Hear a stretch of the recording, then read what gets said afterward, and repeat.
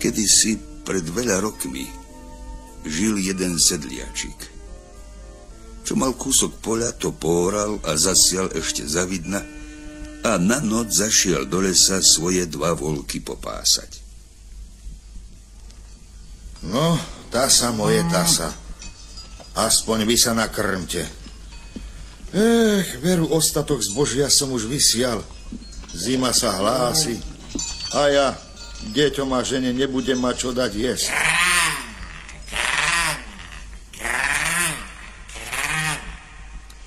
Čože tu, sedliačik, tak v noci porábaš? A kto ho vie, čo v tanistre skrývaš? Taký som hladný, že ak mi niečo nedáš, teba zjem. Nemám ničoho, iba svoju biedu. Neklam, sedliak, máš 2 voly. Či mi dáš jedného, keď ho sám na večeru strovím? Kdeže ho strovíš? Veď si vychudnutý ako trieska. Tebe by aj jedna myš bola dosť. Daj jedného a uvidíš. Nedbám, ale že ti z neho nezostane ani srsti. No, o to sa ti len neboj. Len sa dobre prizri. Fíha, ty si ale riadny žrút. Aj, čo si ja len teraz počnem. Voľky boli mojím jediným majetkom. Aj. No, keď si mi zožral jedného, zožer si ešte aj druhého. Krá, veľmi rád. Kto by si to bol pomyslel? Taký malý krkavec a zožerie voly. Ako sa už teraz ukážem žene na oči, vari sa tu radšej zmárnim. Škoda by ťa ešte bolo. Keď si ma nachoval, neboj sa už teraz nič. Ja ti za tie voľky zaplatím. Len či za mnou trafíš. Trafím, noci do pažeráka. Veď je tma ako v rohu. Bodaj by ma radšej už bola prehltla. Nebedákaj, človeči. Radšej poslúchni moju radu. Choď domov, uchláchol ženu, že si predal voly bohatému krkavcovi, ktorý ti ráno zaplatí. Potom pôjdeš 3 dni a 3 noci po ceste, ktorú ja ešte dnes večer preletím. Aby si trafil, budem lámať vrchol cez Svrčín, kadiaľ poletí. Zajtra za svetla ich uvidíš. Prídeš do môjho zámku a tam ťa potom trebár zlatom striebrom obsypem. No, len už nemeškaj a urob, ako ti kážem. A príď.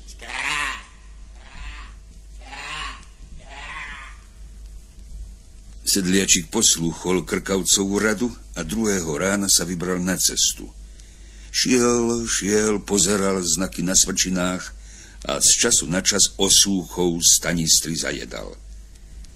Ale na 3. deň k večeru mal už kapsu prázdnu a svrčiny už pred mu nevidel. Nohy mu oťažili únavou, ledva ich ťahal za sebou. Zrazu sa ocitol na veľkej zelenej lúke, na ktorej sa leskli 3 zlaté hrady. Naprostred lúky stál bača, vysoký Anitá svrčina. Hej, človečiku, len smelo sem. A čože ty tu chceš? Bača môj drahý, veď to, čože ja tu chcem, keď sám neviem, kde som. Ale mi aspoň povedzte, kto býva tamto v tých lesklých zámkoch. Nuž, moji krkavci tam bývajú. Veď jedného z nich ja práve hľadám. Voly mi zjedol, tak som si po dlžobu prišiel. A či by si poznal toho tvojho dlžníka medzi druhými krkavcami? Čože by som nepoznal? Na jednu nohu bol krivý a starý. Už viac šedivý ako čierny. Iba zobáčisko mal tvrdý, lebo mi vola v okamihu zdobal a hora sa len tak drúzgala, kadiaľ si vrcholce lámal. To hneď vieme, či ho spoznáš.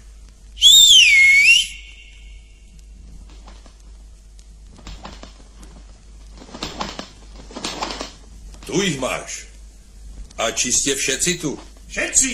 Iba starý krivuliak sa ešte dade kýva. To bude on. Ale už kde sa kýva, tam sa kýva. Ty, sedliačík, počuj zatiaľ, čo si máš pýtať. Môj sluha Krivuliak zavedie ťa do 3. zámku. Tam by ťa obsypal zlatom, striebrom. Ale to si neber. To by sa ti na piesok obrátilo. Vypýtaj si iba ten starý mlynček na stole. Veď potom uvidíš, čo to za mlynček, keď mu prikážeš.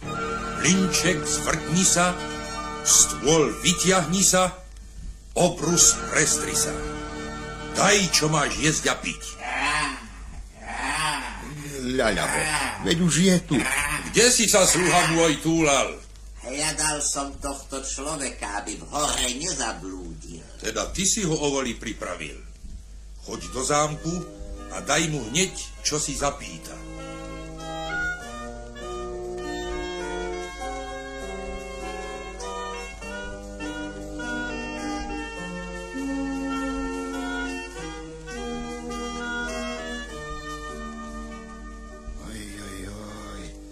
Koľká krása. Tak si vyber v tejto komnate zlata a striebra, čo sa ti len zažiada. Vďaka ti.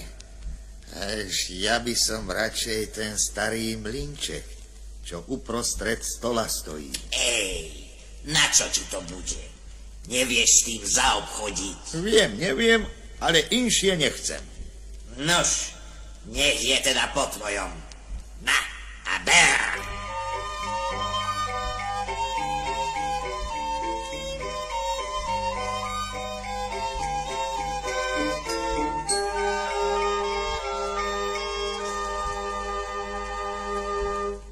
A tak sa vybral sedliačik na cestu domov s mlynčekom v tanistre. Šiel i pomaly mu začalo v bruchu škvrkať. Reku, vyskúša si to čudo. Zahúdal, čo bolo treba, a tu čuduj sa svete. Z mlynčeka naraz vytiahol sa stôl, prestrel sa naň obrus a na tom už jedlá a nápoje, koláče, pečienky, ovocie, víno od výmyslu sveta. Ale sa dal s chuťou do toho. Hoc bol stôl riadne plný, o chvíľu ani čo by ho bol vyzametal. Prizeral sa na to hladný ovčiar, čo neďaleko na stráni ovce popásal. Hej, dobrý človeče, nuž ponúkni aj mňa, keď som už tu. A veď si ber a jedz. Vidíš, že je toho tu aj pre troch dosť. Vďaka ti. Naozaj dobrôd. Od výmyslu sveta. Ej, ale je to mlynček. Hej, veru je. Nedal by som ho za celý svet. Ej, ale môj kijak je predsa inakší. Opravuj. Kijak ako kijak. Lenže tento je taký, že keď mu rozkážeš, všetko sám pobije. A čo chceš, to ti donesie. Nerád by som sa s ním rozlúčil, ale za tvoj mlynček ho vymením. No čo, čaruješ? Nuž, ani neviem, ale daj teda. A tak teda vyčaroval sedliak mlynček za kijak. Ale o chvíľu ho to začalo domrzať, veď taký kij ho predsa nenachová. Toľko ho to domrzalo, že rozkázal kiju, aby valacha zmastil a mlynček mu doniesol. A tak sa aj stalo. Kijačisko sa začalo metať a hneď bolo pri ovčiarovi. Ovalilo ho a pekne rúče donieslo sedliakovi naspäť jeho mlynček. Mal teda aj mlynček, aj kijak a hneď sa bezpečnejšie poberal ďalej. V tom ho stretne vojak, ktorý vyhladovený vracal sa domov z ďalekej vojny. Ej, človeče, či nemáte hoď len omrvinky chleba v tej kapse? Odslúžil by som sa vám. Chleba nemám ani omrvinky, ale mám čosi iné. Len si sadnite, hneď sa najete a napijete do síta. Mlynček, zvrtni sa, stôl vytiahni sa, obrus prestri sa, daj, čo máš jesť a piť. Bola zas hostina. Po hostine vojak celý uveličený chcel stoj, čo stoj, vymeniť svoju šabľu, čo na rozkaz všetko na kusy rozseká za ten čarovný mlynček.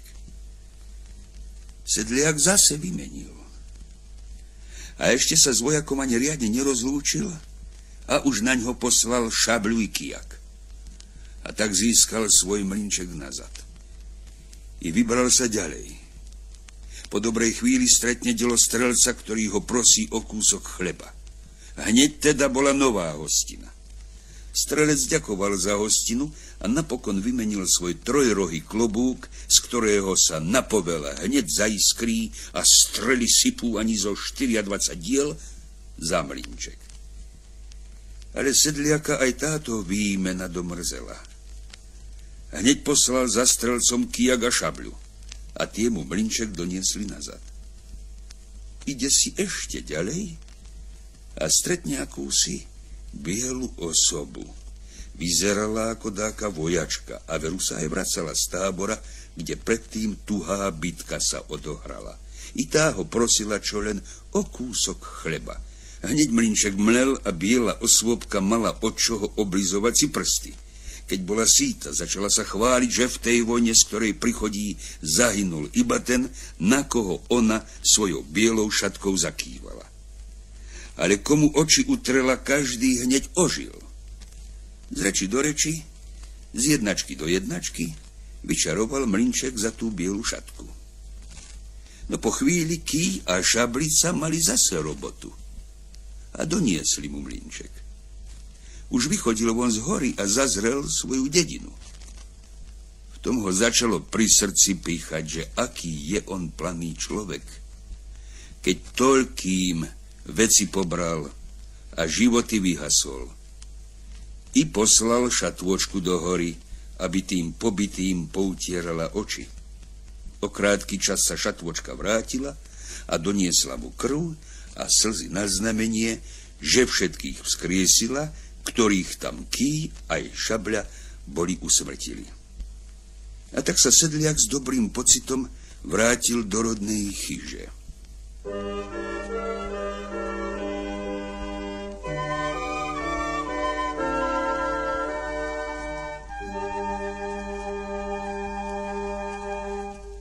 No, ženička moja, doma ma máš, doma. Hľa, čo som ti za voľky priniesol. Jaj, starý môj, či si ty celkom rozum potratil? Spochabel si voľky za starý mlynček vymeniť. A čím ja hladné krky nakrmím? Ale veď sa nestráchaj, žena moja. Počúvaj a pozeraj sa. Mlynček zvrtni sa, stôl vytiahni sa, obrus prestri sa, daj, čo máš jesť a piť. Íha, to je teda riadne čudo. Hej, mužíček môj, aká si ty len múdra hlavička. A či to bude stále takto? Hej, ženička, hej, pravda, že bude. Nuž vieš čo, muž môj, s tým pánom zo dvora, kde sme si voz nechali v zálohe, no mala som ja riadny kríž. Veď mi ten každý deň odkazuje, že na čo mu bude starý voz, aby sme mu len jeho múku vrátili. Mlynček múky ľahko namelie a budeme mať s Hundrošom pokoj. A pridáme mu aj pečeného moriaka, aj zajaca. A veru, pravdu máš. Tak ho najskôr udobríme. Vyberme sa do kaštieľa. Ty pôjdeš k pánovi a ja ťa vonku počkám.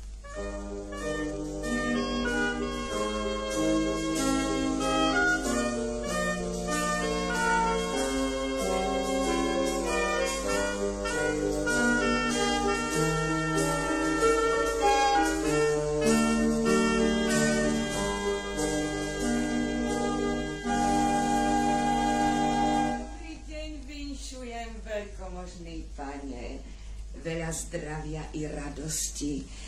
Túto hľa splátku prinášam a čo si z vďačnosti i navyše pridávam. Ty, koťuha akási, kdeže si to nabrala? Moriaka si ukradla na dvore a zajaca v mojej hore lapila. No počkaj, však si to riadne odskáčeš. Hajdúch, sem sa! Ženskú zavri do temnice a priveď jej muža.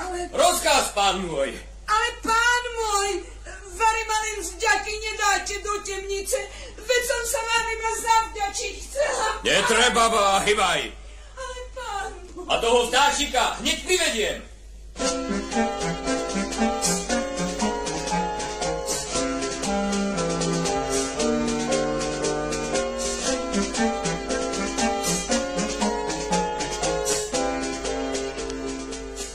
Sedliačík, Šablička, bráňte ma! Hej, hajdúsi, darovníci, načože vás chovám, že mi ešte aj toho krikľuja sem pripustíte? Hneď mi ho poviažte a hoďte do temnice. Ty, šabľa moja, pobite ich všetkých, iba pána nechajte.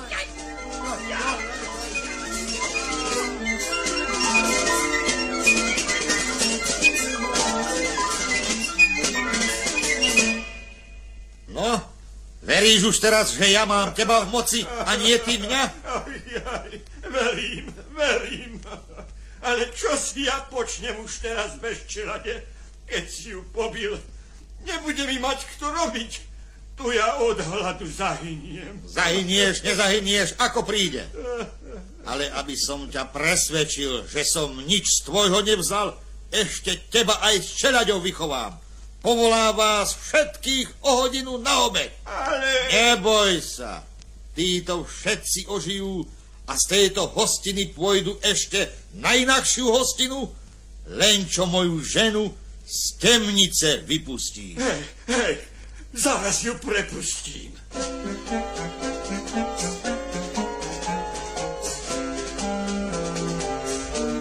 Muž môj, mužiček môj. Žena moja dobrá. A teraz splním, čo som slúbil. Šatvočka moja, choď a poutieraj všetkým pobitým oči.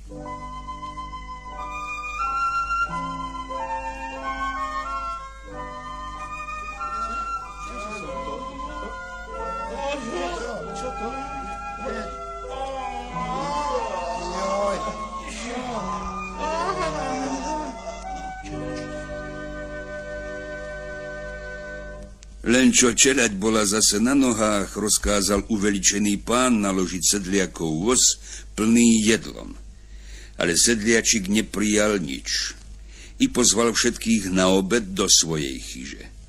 Tí si div oči nevyočili, keď tu sedliačik postavil mlynček a rozkázal mu mlieť. Už stôl vytiahol sa, obrus prestrel sa a každý vyberať si mohol, aké jedlá a nápoje sa mu zažiadali. Bola hostina nad hostiny. Po hostine sa pán poďakoval a vrátil domov. Doma ale jednostaj iba o tom rozmýšľal, ako by sedliačika o všetko pripraviť mohol. Vedel dobre, že z toho nič nebude, kým sedliak kijak a šabľu má. Nuž si umienil, že najprv tieto veci od neho vyklame. Zobral všetko svoje vojsko a šiel za sedliakom, že musí do vojny, aby mu vraj požičal kijak a šabľu. Sedliak sa iba smial a požičal mu ich.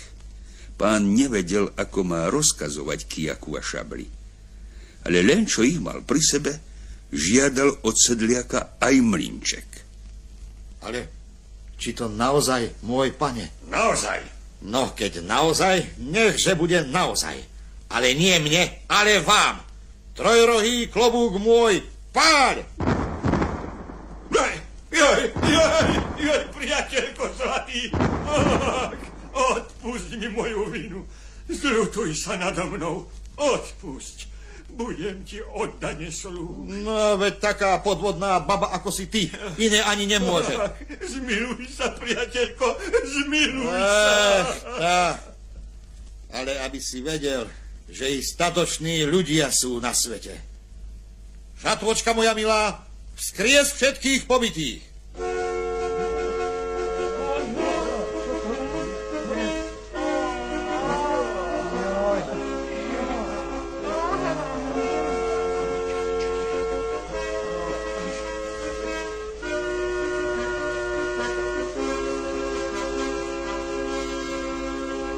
Počúvajte, ľudia. Videli ste, ako dopadnú takí, ktorí budú proti mne. Ale aby ste aj to vedeli, ako vám bude, keď mi verne slúžiť budete. Teda sem sa na hostinu. Mlynček zvrtni sa, stôl vytiahni sa, obrus prestri sa, daj, čo máš jesť a piť.